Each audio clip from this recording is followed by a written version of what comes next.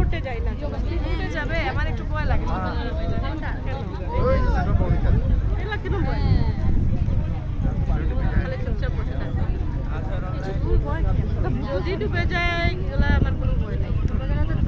মানে মাম্মির কেসটা হলো কি জানো, বাচ্চা আমি যদি সবাই মরে যাই তাহলে আমার কোনো প্রবলেম নেই, বাচ্চাকে চলো না আমাকে রোগ পেতে যাইস না বাবা কখনো। আমি যে আচ্ছা তোমার সাথে গেলে তখন অন্য ব্যাপার, ওইটা বুঝি দেখা যাবে।